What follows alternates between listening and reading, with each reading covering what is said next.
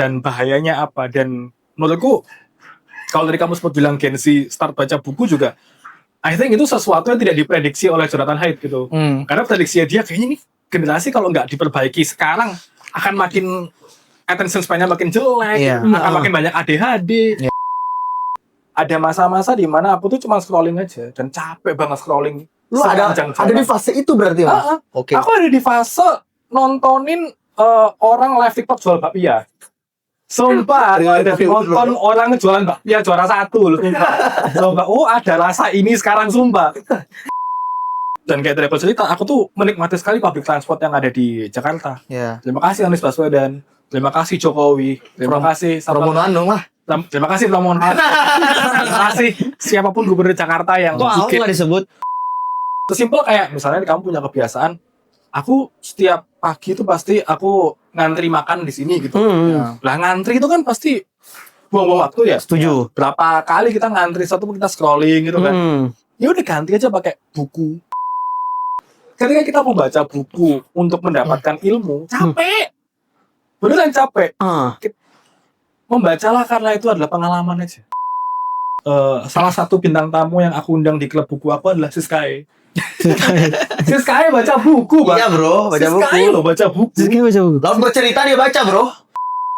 Episode keempat tuh aku bikin temanya sawit. Sawit? Di Kebun Raya Bogor. Di mana Kebun Raya Bogor itu tempat pertama ditanamnya sawit pertama di Indonesia. Felix Xiao atau Guru Gembul. Alfrema.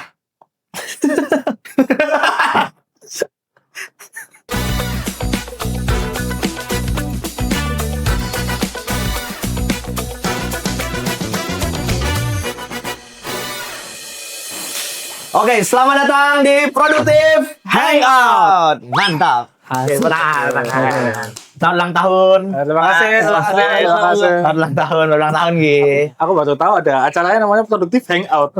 Iya, Produktif Hangout. Produktif kita. Produktif di pinback kayak gini dibilang Bang. Ya. Sumoron ya. Anomali. Dari banyaknya narsum yang udah datang kemari, Bang. Kayaknya cuma dia yang gak relate sama gue, Bang. Kenapa? Baca buku. Memang lu gak baca buku? Bang Wildan ngasih 3, cuma 2 yang gue baca. Dikasih apa sama dia? Ingat gak lu?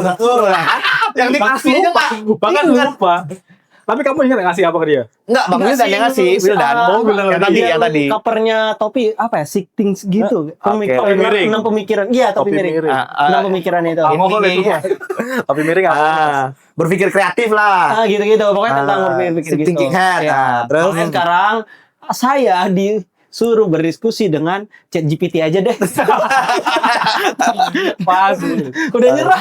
Sulit. Bang. Kita kehadiran pembaca nih, pendidik, dan juga apa? Komika juga ternyata. Komika, dan sering membuat onar di sosial media. Adit MKM. Halo teman-teman.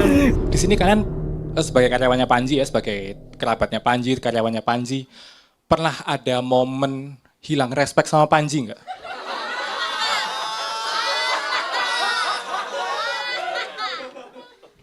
Aku tuh kan dari Malang gitu, komik daerah banget tau gak sih, yang kayak tiap pagi jam 9 menanti vlognya Panji tau gak sih?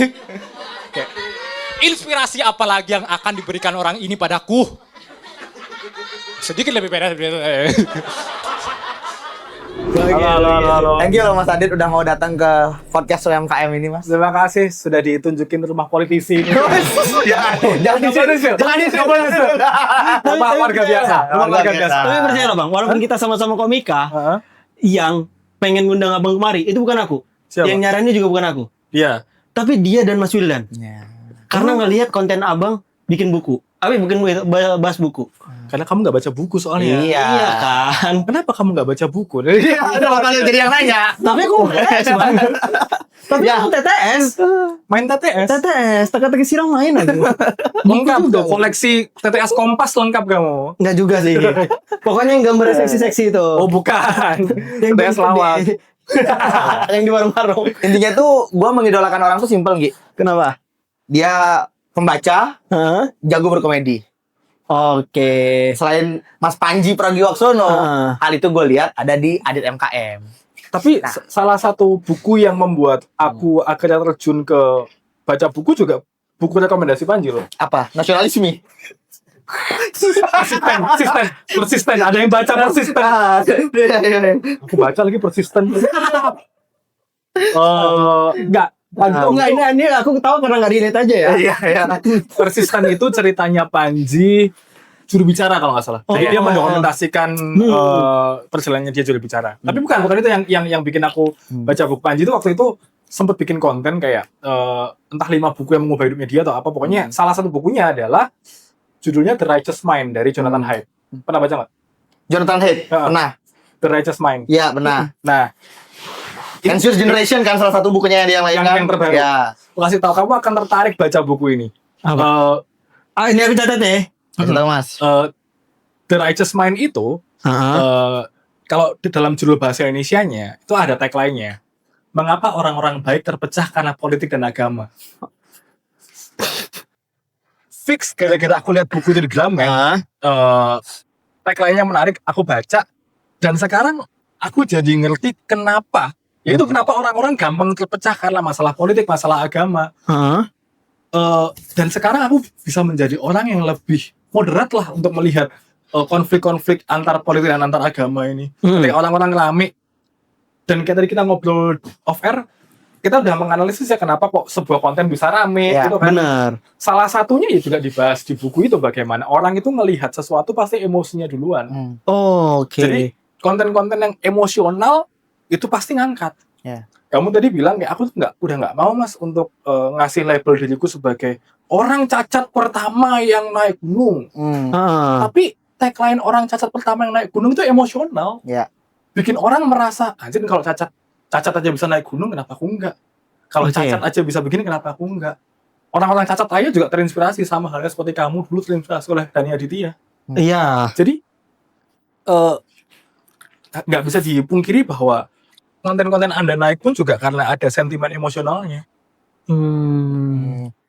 Tahu kan alasan itu cuma kenapa di konten doang atau semuanya? Semua hal kita kemarin 58% milih Prabowo pun juga emosional kan? emosional Bos. Apakah orang-orang ini milih karena program? Saya rasa tidak. Kebanyakan pasti milih karena ya fitur-fitur emosional yang diberikan oleh Prabowo, joget, gemoy, ada konten-konten nangisin Prabowo. Jadi dan itu pun juga yang dilakukan oleh politisi-politisi lain gitu loh. Tapi Anies pakai agama, Bang. Sempat ya. Sempat ada masanya. Enggak, soalnya saya sempat ditawarin. Katanya nggak boleh. Makanya. Iya kan? Ya nggak bahas di rumah politisi gitu. Iya. Kayaknya harus terbuka itu dah. Jangan mentang-mentang kaki lo satu lo. Kan udah mah ada orang cacat masuk penjara. Kecuali mesum. Nah itulah alasan Gi, kenapa gue strong recommended lah menghadirkan Mas Adit di sini. Karena menurut gue dia nggak hanya pembaca, tapi beliau ini adalah penutur yang baik. Nih based on my opinion Mas. Ngomong kosong kamu. Ini gue bilang ke Mas Wildan bahwa nih orang nih canggih Mas. Ketika sekarang nih orang rajin scroll, ya oke lah sekarang Gen Z tuh banyak baca buku, tapi kita nanti tanya ke Mas Adit. Tapi anyway, lo pinter buat menuturkan sesuatu yang kayaknya orang-orang tuh dari ngedenger bukunya aja udah males baca, tapi karena lo menuturkan dengan baik, orang-orang jadinya nyari buku itu. Setuju. Contoh, Mandilog. Iya. Salah satunya One of Kind misalnya. Sekarang lo nyebutin Jonathan Haidt nih, orang-orang pasti bakal nyari nih Jonathan Haidt. Bener. Kita tahu Jonathan Haidt bukunya tebel-tebel bos, ya kan? Padahal yang bahkan ya menurutku Jonathan Haidt itu salah satu penulis yang bukunya selalu relevan gitu. Itu dia nulis The Righteous Mind. Observasinya adalah pemilunya si Donald Trump yang pertama. Jadi dia ngelihat bagaimana sentimen agama digunakan oleh Donald Trump sebagai alat pemisah. Ini kan nama di sini kan. Nah, observasi sendiri baca sendiri. Yang buku terbaru tahun 2024 atau 2025 kalau nggak salah, dia rilis buku judulnya The Anxious Generation. Generasi cemas. Dia mengamati bagaimana dampak sosial media dan juga game online terhadap perkembangan anak sampai remaja. Dan bahayanya apa? Dan menurutku kalau dari kamu sempat bilang Gen Z start baca buku juga, I think itu sesuatu yang tidak diprediksi oleh Jonathan Haidt gitu. Karena prediksinya dia kayaknya nih generasi kalau nggak diperbaiki sekarang akan makin attention span-nya makin jelek, Iya. akan makin banyak ADHD. Iya. Jadi Gila. kalau apalagi kalau misalnya teman-teman ada yang orang tua atau berencana punya anak atau udah planning menghamili seseorang, baca Cerdas Cemas. Ada, udah ada versi bahasa Indonesianya. Iya, anxious generation. Mas. Tapi kalau gue boleh tahu, Mas, lo turning point untuk membaca tuh kapan? Apa dari kecil emang lo membaca atau ada turning point-nya ketika lo dewasa, lo kayak baru kayak asik deh baca buku gitu. Kalau dari kecil saya cukup berprivilege untuk bisa bertemu dengan banyak buku sebenarnya. Oke. Tapi komik. Sama. Saya pembaca detektif Conan. Oke. Jadi kalau saya mau bunuh orang sekarang udah tahu triknya. udah cukup kumpulin trik banyak. Udah aman lah ya. Udah aman. Udah ngeliat, kamu kemarin salah di sini nih. Iya. Pelakunya bocor karena ini nih. Harusnya nanti kalau dan jadi Jangan-jangan sebelum sidang Jessica. Ferdi S, kamu udah tahu. Ferdi S. Iya, Sambo. Sambo. Heeh. Wah itu mah susah. Kalau di Conan soalnya polisinya kerja. Aduh. Ya, di sini juga kerja kok. Kerja udah gila kamu. Iya, dia nih. Gila. Kerja lu jadi gila. Dari tadi mancing lah. Iya, dia mulu, dia terus. Nah, terus.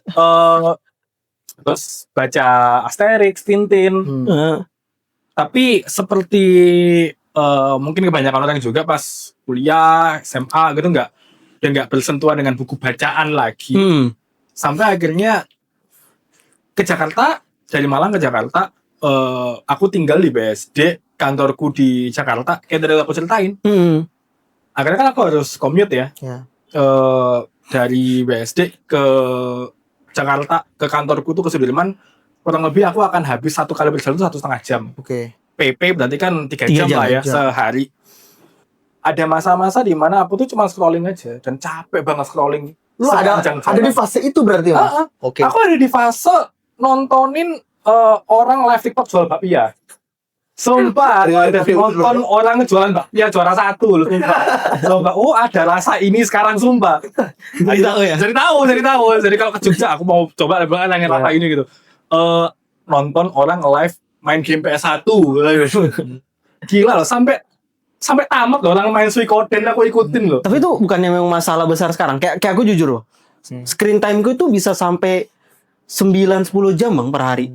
Nah, makanya aku juga akhirnya merasa kayak masalah deh. Kayaknya aku makin pusing, makin capek. Nah, akhirnya suatu hari aku nyoba. Di rumah ada buku apa ya? Udah aku bawa aja deh. Aku bawa ke kereta. Terus ya udah ketika naik kereta, HP aku masukin kantong, aku baca buku. Tiba-tiba udah dapat kayak 2-3 chapter aja gitu sampai di Tanah Abang. Jadi kayak, seru ini. Akan aku ulang lagi nih. Jadi dari situ sampai hari ini kurang lebih udah 2-3 tahun aku banyak kebiasaan seperti itu. Dan kayak tadi aku cerita, aku tuh menikmati sekali public transport yang ada di Jakarta. Terima kasih Anies Baswedan. Terima kasih Jokowi. Terima kasih Rombongan dong lah. Terima kasih Pramono. Terima kasih siapapun gubernur Jakarta yang Kok Ahok nggak disebut? Terima kasih Ahok. Oke. Terima kasih Sutioso. Pernah. Sutioso ya. Sebelum Sutioso sama. Kejauhan. Dalam, Mas. Berarti 2-3 tahun belakangan. Terima kasih Dendels. Enggak usah Berarti 2 tahun belakangan ya. Turning point baca itu ya. Kayaknya 2-3 tahun belakangan terus punya kebiasaan ini dan akhirnya ya udah karena buku yang dibaca banyak, aku online aja lah sekalian. Dan tapi aku jujurnya Bang, maaf sedikit motong. Aku tuh udah mulai merasakan kayak resah dengan diriku sendiri juga yang screen time ku tinggi. Dan berapa Gi? Bisa sampai 10 jam boy per hari. Oke. Bahkan kira-kira berapa? 7 jam gua. 7 jam per hari. Bahkan Instagram aja itu udah dibatasi cewekku tuh satu hari tuh cuman berapa menit? Sosial media itu cuman boleh 3 jam. Itu pun udah unfollow kayak si Sky itu udah di-unfollow ya sama cewek udah. Udah. Ada, cuman kan aku bikin akun fake. Masih sempet. Itu tingginya itu di situ. Enggak. Nah, itu kan 3 jam harusnya udah cukup kan. Nah, kalau alasanku tuh adalah banyaknya itu di-CapCut dan sebagainya kan kerja. Nah, itu sering kubablas, Bang. Itu bisa sampai 5-6 jam di situ doang. Di sosial media dan akhirnya aku merasa kayak aku baca ternyata kalau itu kita screen time terlalu tinggi, itu badan jadi lemes, Pak, sebenarnya, Pak. Nah, kayak dan aku juga punya satu sisi kayak iri sama orang-orang yang baca buku, tapi aku nggak tahu mulainya itu dari mana. Nah, ini pertanyaannya adalah enaknya mulai dari mana Bang gitu? Iya. Gini, kalau kita balik ke cerita tadi ya, Heeh. aku kan startnya dari sadar bahwa screen time gue udah kebanyakan. Bener. Dan aku sadarnya adalah screen time gue tuh kebanyakan di kereta nih. Setuju. Ketika di kereta aku, wah HP-an terus nih. Doom scrolling tuh ya. Doom scrolling udah. Sampai ketemu akun-akun furi, yang untuk akun-akun furi ya. Sampai ketemu akun-akun meme aneh gitu kan. Iya. Nggak perlu deh aku nontonin beginian deh, sumpah deh, ngapain sih?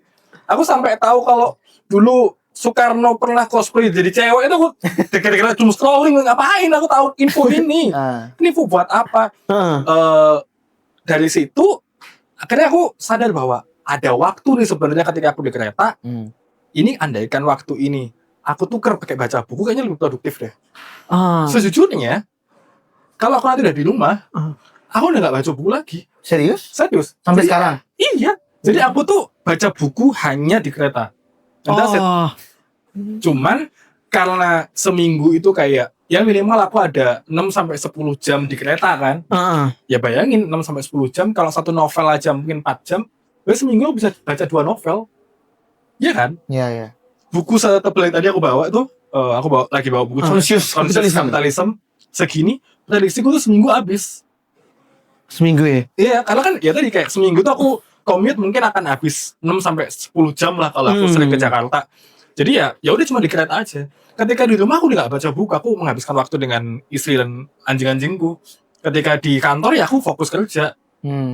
Tapi waktu aku baca buku ya itu cuman di kereta itu aja. Berarti cari waktu senggang yang Betul. harusnya ini bisa untuk produktif. Betul. Cari waktu pasti di momen ini kamu doom scrolling. Kapan itu? Sesimpel kayak misalnya kamu punya kebiasaan, aku setiap pagi itu pasti aku ngantri makan di sini gitu.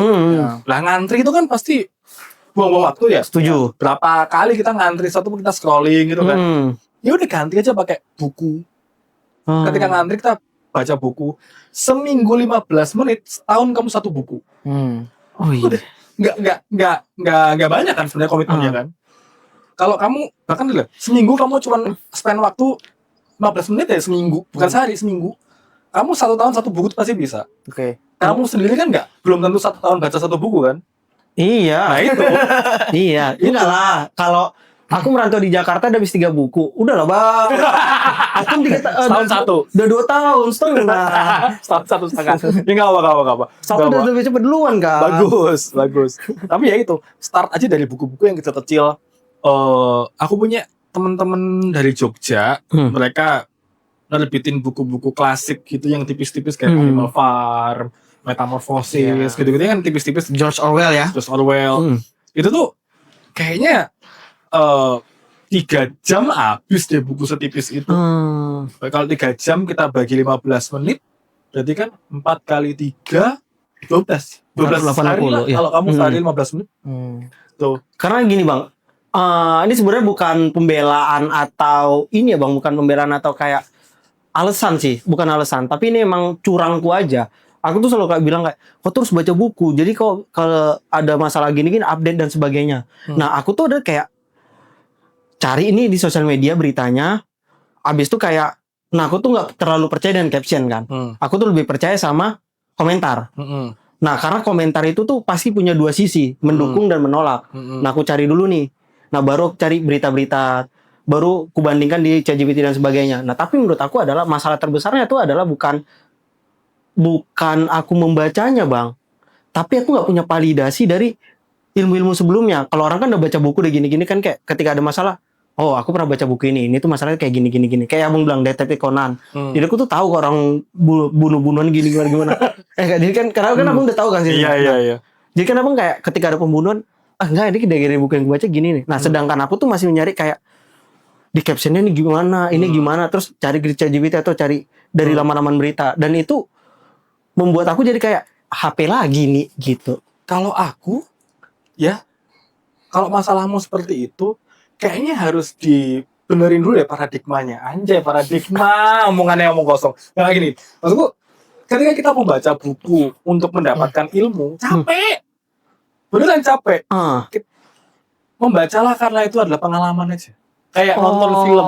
Alasannya diganti ya. Nonton film itu kan experience. Kita nggak perlu nontonin semua film di dunia ini. Tapi Benar. kemarin kita nonton misalnya Nawila gitu, itu adalah sebuah experience gitu.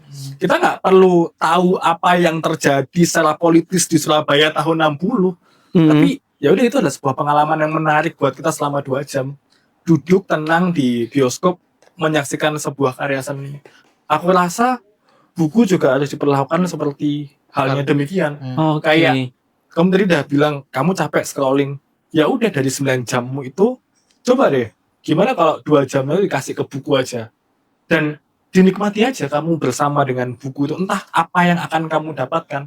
Lupakan kamu bisa belajar apa, lupakan moral value yang bisa kamu dapatkan dari sebuah novel atau ilmu yang bisa kamu dapatkan dari sebuah buku, ilmu pengetahuan. Nikmati aja waktunya kamu sendirian, cuman fokus sama satu hal tertentu. Karena kalau dari HP kan kamu ya 30 detik sekali kamu ganti sesuatu. Benar. 30 detik sekali kamu ganti. Atensimu tuh akan hilang. Buku itu sesuatu yang bisa melatih otakmu untuk kembali bisa fokus sama satu hal dalam waktu yang lama. Ketika dunianya udah serba cepat, buku yang bisa membuat kamu melambat. Bisa. Adit MKM 2026. Iya, Kalau kata Mas Indra, ini ya, buku membaca itu adalah living experience. Nah itu benar. Membaca Itu aku kemarin komen kayak, itu ngambil dari tongkrongan kita itu. Tongkrongan sama aku tuh ngomongnya kayak gini tuh. Nah, tapi aku menarik sih Mas mendengar alasan pandanganmu terkait dengan sekarang itu kan ya kita tahu Gen Z, gua, Anggi, mungkin Mas Adit juga, kita kan native digital ya, which is kita memang hidup dan lahir di tengah platform digital yang udah bertebaran gitu. Bahkan kita cukup pandai menggunakan gawai-gawai dan platform-platform itu. Tapi sekarang Mas, kan ada fenomena di Gramet misalnya, itu malah penjualan buku beberapa bulan, mungkin beberapa tahun terakhir itu meningkat itu drastis. Fenomena apa Mas yang sedang terjadi ini Mas? Oke, saya mau klarifikasi dulu. Saya bukan Gen Z. Yang artinya dalam obrolan ini adalah aku pun juga bukan digital native. Saya memiliki masa kecil yang tidak ada gadget. Beda sama anak-anak zaman sekarang yang udah 3 tahun aja udah tontonin YouTube sama maknya kan. Aku nonton sesuatu itu kemewahan. Aku ditontonin VCD player itu bahasanya VCD player Bos. VCD Kita tahu lah ya kelahirannya. Nontonnya Tom and Jerry Masih zamanku kali itu. Jadi aku tidak punya childhood yang sama seperti mungkin anak-anak Gen Z yang beneran lahir tahun 2000 ke atas gitu. Jadi aku tahu bagaimana menghabiskan waktu hanya dengan buku. Tadi aku cerita, aku tuh beneran avid reader detektif Conan dari kecil. Aku tuh waktu kecil beneran bisa ngabisin kayak satu tumpuk ini dari nomor 1 sampai nomor 12 gitu, Conan. 2 jam tuh aku habisin, 2-3 jam lah aku habisin gini. Jadi hiburanku dulu gitu. Dulu waktu kecil nggak ada scrolling, nggak ada YouTube. Ya hiburanku itu. Dan itu bisa aku ulang-ulang, makanya sampai ini aku tuh hafal. Ceritanya Conan tuh aku hafal. Lalu tadi kamu bilang bahwa sekarang anak-anak itu kayak kembali lagi ke buku gitu kan. Dan bener, nggak cuma di Gramedia aja. Berkat konten buku ini kan aku jadi punya banyak teman di penerbitan, di distribusi buku. Mereka juga bilang pasca COVID bahkan itu penjualan buku tuh meningkat. Pertama kita harus bahas COVID dulu. Ketika COVID, orang nggak punya hiburan. Benar. Dan orang, itu pertama kalinya orang dipaksa sebanyak itu screen time. Dan kamu sudah merasa resah kan, kalau screen time kebanyakan capek kan? Capek. Akhirnya orang-orang mencari alternatif. Apa nih? Wah, aku bisa baca buku. Aku instead of HP-an, aku akan HP taruh terus aku baca buku. Dan ketika COVID selesai, habit baca buku itu bertahan, ditambah dengan aktivitas-aktivitas lain yang bisa kita lakukan setelah offline. Olahraga juga rame kan sekarang. Padel di mana-mana, maraton, naik gunung, rame kan. Jadi aku rasa startnya memang kita sudah jenuh sama sosial media. Orang-orang udah banyak yang capek sama HP-nya sendiri. Dan semua hal ini didesain untuk kamu ketagihan, lama-lama kan juga capek. Aku nggak tahu kamu ngerokok nggak? Nggak. Ngerokok nggak? Enggak. Punya temen ngerokok? Tapi Punya. begitu susahnya mereka lepas dari rokok kan? Iya. Tapi at some point, aku tuh ngelihat beberapa orang yang lama ngerokok pun juga akhirnya memutuskan untuk stop ngerokok karena ya kayaknya gini-gini terus nggak baik deh. Benar. Ya, aku rasa Itu yang terjadi sama HP, sosial media. Orang terlalu banyak scrolling, terus mereka sendiri capek, mereka tahu ini adiktif, mereka pengen lepas, mereka nggak tahu gimana lepasnya, mereka mencari alternatif, dan salah satunya buku menjadi alternatif yang menyenangkan sekali. Benar. Dan ketika kamu ngomongin sosial media, sebenarnya ada satu momen juga di dunia literasi ini di mana Jogja menjadi tolak ukur literasi Indonesia. Heeh. Di Jogja itu banyak sekali penerbitan, banyak sekali toko buku. Toko buku Bikari, kecil, Mojok, Akal punya Iya. Mbak Kalis sama Mas Agus, Solusi Sila, Pacar merah di Jogja juga. Pacar Bukan ya? Pacar Merah di sini. Oh, di sini ya. Postblok. Bandung Jogja ini ya. Pos blok. Iya. Bukannya udah tutup. Masih. Masih main-main di sana. Aduh. Baru semalam aku sama cewekku Oh, lagi renov lah ya. lagi renov kan. Lagi Iya. renov. Tapi toko bukunya masih ada, Masih ada. namanya Kedai Pacar Merah. Iya. Toko-toko buku kecil ini akhirnya menghadirkan sebuah pengalaman baru untuk membaca buku. Ketika kita ke Gramedia ngelihat buku-buku yang kita nggak tahu ini apa, terus hadirnya toko-toko buku kecil yang semua bukunya terkurasi dengan baik. Ada buku-buku dari penerbit yang kita nggak tahu. Ada orang-orang yang akhirnya berani menerbitkan buku-buku yang selama ini kayaknya nggak ada deh orang yang berani membahas topik ini. Oke. Tiba-tiba ada. Tiba-tiba ada buku kayak Metode Jakarta gitu Iya. buku-bukunya Martin Kiri, buku Gramsci, Gramsci. Foucault, ada semua. Kamu tahu Dandi Laksono? Enggak. Dandi Riset Laksono Foundation. bikin Riset Indonesia bareng sama komunitas bambu. Jadi akan Gila itu. lagi banyak buku yang menarik sekali secara isu juga. Iya. Heeh. Tan Malaka belum naik lagi. Mungkin setengahnya juga karena Malaka Project ya. Iya. Nama Malaka naik, orang-orang penasaran siapa sih Malaka? Malaka, iya. Bukunya seperti apa, pembacanya seperti apa, orang-orang jadi baca Tan Malaka lagi. Diskusi bukunya jadi hidup, komunitas literasi jadi Iya, benar. balik Ada lagi. Di Jakarta salah satu yang paling gede adalah Jakarta Book Party. Iya, betul. Itu kalau kumpul tuh bisa ratusan orang kumpul jadi satu. Aku sendiri punya book club namanya Klub Buku Bawah Tanah. Klub buku bawah tanah. Klub Buku Bawah Tanah. Klub buku yang kita isinya cuma bahas topik-topik sensitif aja. Bobo revolusi. Butuh platform aja. Butuh platform pengen ngomongin hal-hal kayak terakhir aku ngebahas di Klub Buku Bawah Tanah ngomongin tentang Perang Dunia Ketiga. Terus ya akhirnya kita bisa ngebahas kemana-mana gitu, lebih bebas kan. Kayak ngomongin bagaimana orang-orang yang fundamentalis secara religius ini membackingi gerakan-gerakan perang ini. Jadi kayak, ini seru deh. Itu kan agak susah tuh nyari komunitas yang bisa ngobrolin itu. Jadi aku lagi bikin namanya itu Klub Buku Bawah Tanah. Karena isunya sensitif. Sensitif. Iya. Sebelum yang perang, aku bahas topiknya perempuan. Oke. Heeh. Salah satu bintang tamu yang aku undang di klub buku aku adalah Siskae. Siskae baca buku, Bang. Iya, Bro, baca buku. Siskae loh baca buku. Siskae baca buku. Lalu bercerita dia baca, Bro. Siskae baru saja menyelesaikan Riset Indonesia. Baru selesai Baru baca selesai. buku itu. Oh. Oke. Itu gara-gara kemarin di blognya terus aku bilang, Anda harus baca buku ini, bagus Iya, banget. Terus dia tertarik sama sejarah-sejarah Indonesia yang emang sama kayak yang lagi kayak agak sensitif buat diomongin gitu kan. Apalagi kalau ngomongin 98, Iya. Kopassus. Pantu juga kemarin berani ya? Yang nge-tweet itu. Iya. Gue paju cepet. Gue.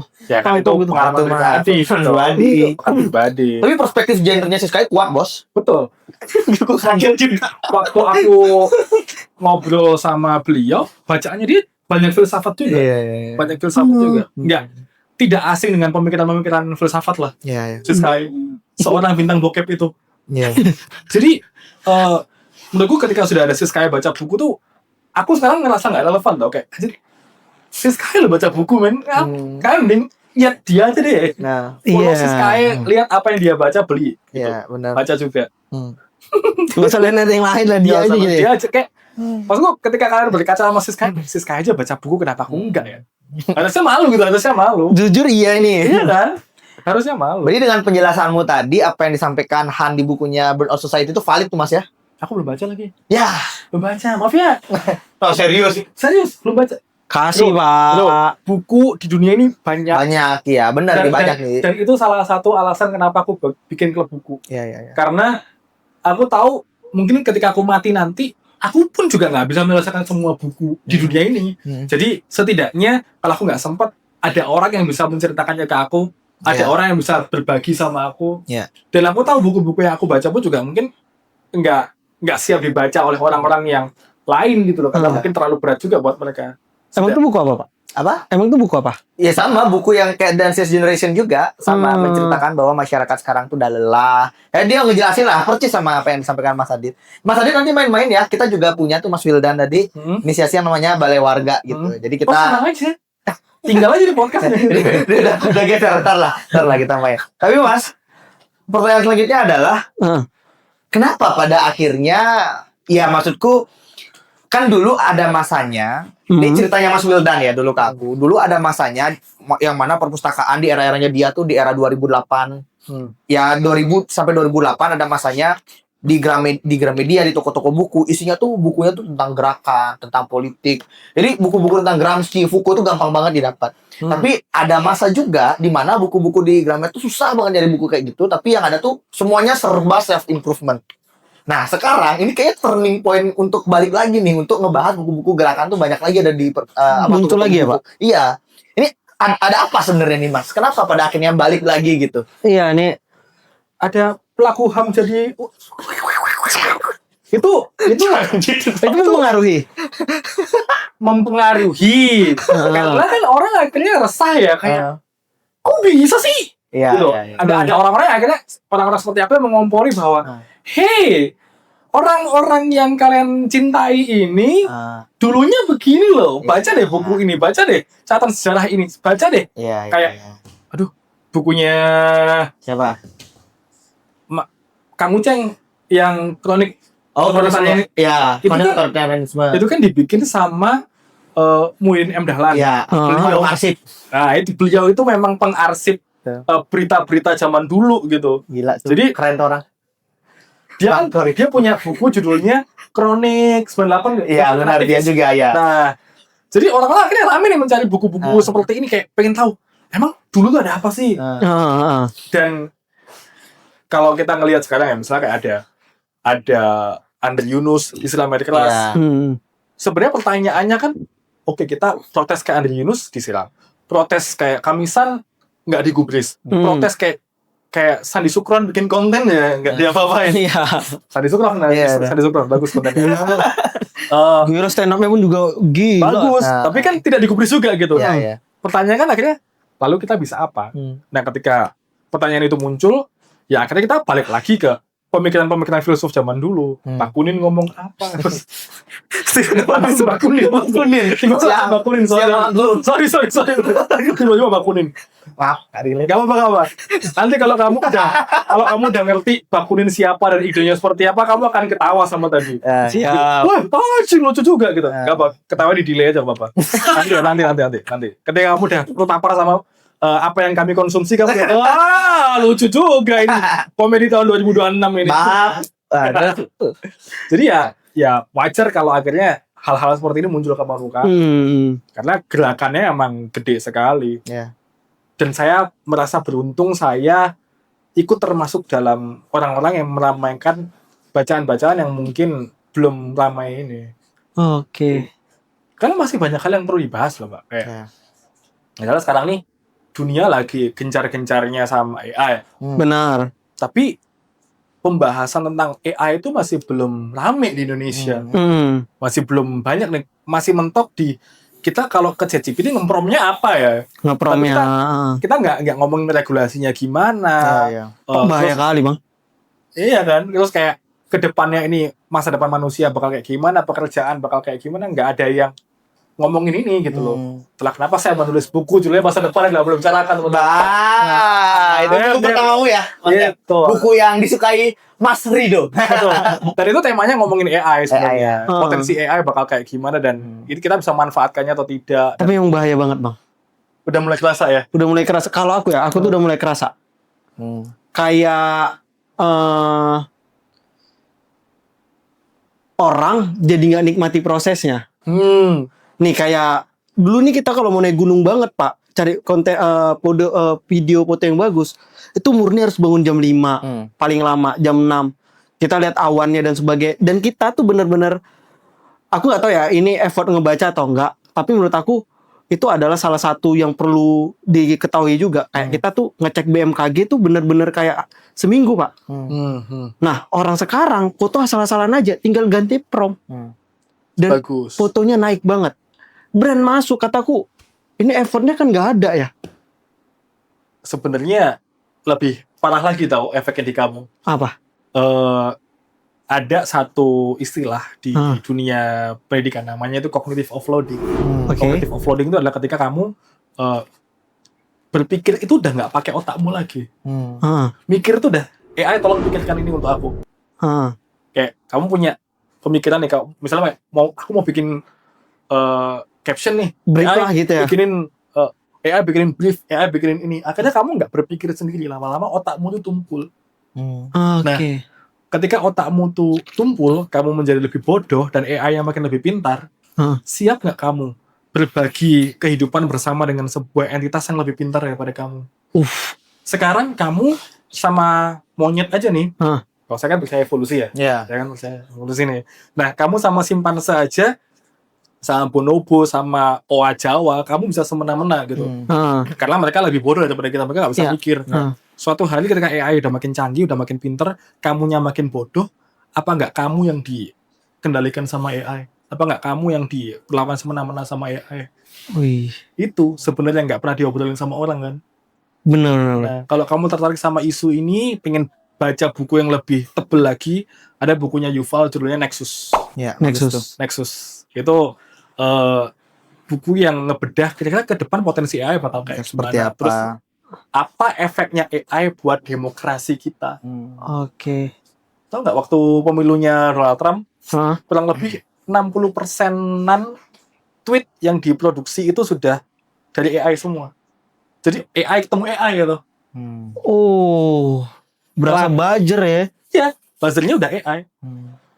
Asik. Nah, Nah, karena jujur, bahkan kayak sekarang konten kreator, aku kan konten kreator yang maksudnya kayak aku nggak bilang aku gede dan lama, tapi aku tuh dari 2017 kan udah konten, Bang. Cacat dari tahun berapa? Cacat 2015. Oh, lalu 2 tahun Baru sadar diri 2 tahun. Karena suntuk cacat lah aku Oh, makanya. iya. Konten. Oke. Bagus. Fokusnya tapi dari 2023.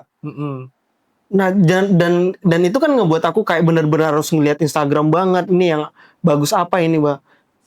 Dan sekarang, Pak, komentar buzzer itu udah nggak kedetek, Pak. Susah banget. Kalau dulu kan kayak ini kata kuncinya ini. Kalau kayak pemilu kan buzzernya kan ya pakai lagu ini.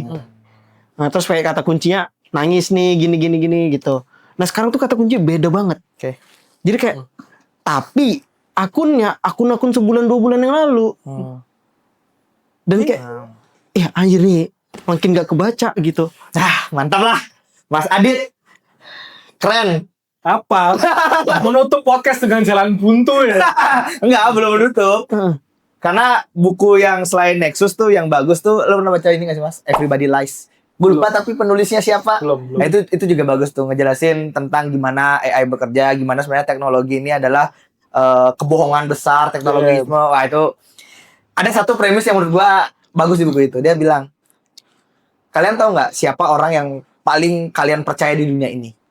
Bukan orang tua kalian, bukan orang terdekat kalian, tapi kalian bisa paling jujur itu dengan yang namanya teknologi. Katakanlah Google gitu misalnya. Emang lu berani ngomongin bokep gitu misalnya ke orang terdekat lo? Nggak berani. Di Google atau dimanapun di website kan lo bisa. Iya, Ya kan? curhat Jujur sama banget kan? GPT. Iya kan? Itu misal sesederhana itu. Tapi anyway, sekarang kita masuk nih ke segmentasi yang ditunggu-tunggu para netizen. Oh iya, kita masuk di sesi kata netizen. Sih. Ini boleh dijawab boleh nggak, Bang? Ya. Ini Tapi kayaknya orang mental keras abang kayaknya nggak mungkin dia nggak berani jawab. bajunya aja makan bergizi gratis. Bisa dibeli di @bumn.co. Wes. Badan usaha milik Nainggolan.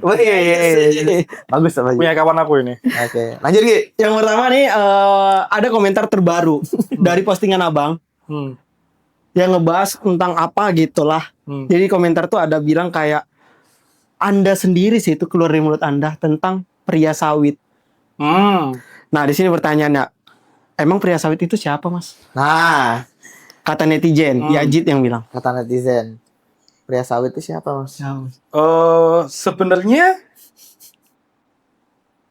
ini menarik sih. Ini aku sambil cerita ya. Sambil cerita ya. Pertama netizen tuh pinter untuk kita pengen ngomong apa, terus menyamarkannya sebagai apa itu pinter. Ya, ada kawanku punya akun namanya Elite Global, kamu tahu Elite Global? Tahu. Dia habis bikin baju tulisannya pria Solo. Oke. Jadi pria sawit, pria Solo, pria ngantuk. Ini sebenarnya tuh kita tahu nih orang-orangnya siapa, tapi kita tidak bisa disclose kayak ya pokoknya ini cara aman kita untuk ngomongin orang ini gitu kan. Itu cerdasnya orang Indonesia menurutku kayak gitu. Kayak Fu Fafa kita nggak tahu siapa itu ya. Cerdasnya orang Indonesia kan sebenarnya kan.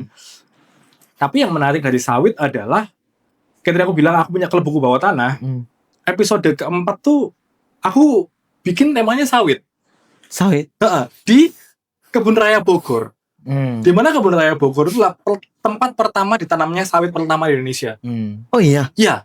Jadi Kebun Raya Bogor itu kan sebenarnya dia itu adalah namanya dulu Kebun Raya Buitenzorg. Dia bikinan Belanda untuk naruh ini semua kayak biodiversitas yang bisa ditanam di Nusantara gitu lah. Jadi dicoba dulu ditanam di sini bisa apa enggak, terus akhirnya disebar ke seluruh Nusantara gitu. Andaikan sampai hari ini kita masih dijajah Belanda, mungkin ya sama-sama aja kita akan ada sawit di mana-mana. Karena memang sawit itu komoditas yang cukup disukai oleh berbagai belahan dunia. Kita tuh produksi sawit ternyata ya, setelah aku punya book club itu kita ngobrol, ternyata kita tuh sawit lebih banyak buat ekspor daripada domestik kita sendiri. Betul. Oh iya. Iya. Jadi ketika ada orang ngomongin, kamu tuh anti sawit tapi kamu masih makan gorengan. Enggak. Ya, sawit itu kebanyakan diekspor. Jadi untuk kebutuhan domestik kita tuh sudah cukup. Kita nggak perlu ngebuka lahan lagi di Papua, itu nggak perlu. Sebenarnya.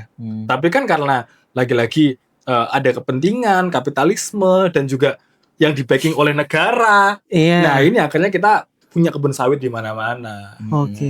Menarik kan infonya? Menarik. Jujur Trivia banget. Karena mama aku tuh kan aslinya dari Sawit. sawit. Pohon ternyata ibunya. Bambu. Nggak, mama aku tuh aslinya dari kamu tuh mana? Purwokerto. Mama aku tuh aslinya situ. Terus transmigrasi ke Sumatera. Karena aku orang Binjai kan, orang Langkat. Nah, karena kakeknya mama aku tuh aslinya sana, pindahlah ke sana. Nah, aku kira sawit itu ada karena transmigrasi itu, dan pertamanya tuh di Sumatera. Nah, aku baru tahu nih di Bogor. Nah, itu kalau kamu mau lebih dalam lagi bagaimana sejarah ilmu pengetahuan dikembangkan di Indonesia, ada buku judulnya Belenggu Ilmuwan dan Pengetahuan dari Andrew Goss. Nah, itu yang nyetak komunitas bambu. Itu cerita bagaimana Belanda itu ngebikin institusi-institusi sains di Indonesia. Makanya ada Kebun Raya Bogor, ada Institut Pertanian Bogor, dan bagaimana kolonialisme di dalam pengembangan ilmu pengetahuan ini masih terjaga sampai hari ini, masih stay budayanya sampai hari ini. Makanya ilmuwan-ilmuwan kita tuh lebih banyak kan administrasinya daripada penelitiannya. Gitu. Mantap. Ada satu lagi nih. Tapi sebenarnya sejarah-sejarah kayak pria Solo, pria sawit itu sebenarnya udah pernah dipopulerkan tuh sama Gus Dur pas era Petrus. Jadi kan dulu tuh era Petrus tuh kan pemerintah waktu itu lagi gencar-gencarnya tuh membasmi preman kan. Benar. Adalah hilalah pada waktu itu gerhana matahari. Nah, pada saat gerhana matahari itu pemerintah tuh ngasih himbauan, jangan nggak boleh ada yang keluar rumah, nanti matanya bisa buta. Nah, tepat gerhana matahari itu nggak hanya tentang dunia yang gelap, tapi di saat itu juga banyak banget penembakan-penembakan misterius. Makanya si Gus Dur akhirnya nulis waktu itu di koran apa gitu, dia bilang akhirnya Bathara Kala muncul. Nah, Bathara Kala itu kita tahu siapa ya. Benar, Cuma benar. ya sama lah pertanyaanmu tadi. Terakhir nih. Oh iya, Terakhir kamu nih. deh, gimana? Ini bisa jadi closing atau mau nambah closingan juga nggak apa-apa. Ini pertanyaan terakhir. Kata netizen, Felix Xiao atau Guru Gembul? Alfrema. Felix Xiao podcastnya bagus. Xiao podcastnya bagus. Oke. Guru Gembul guru. Pertanyaannya, which bet? Saya tidak mengkonsumsi media dari keduanya. Oke. Aman ya? Aman. Aman ya? Aman.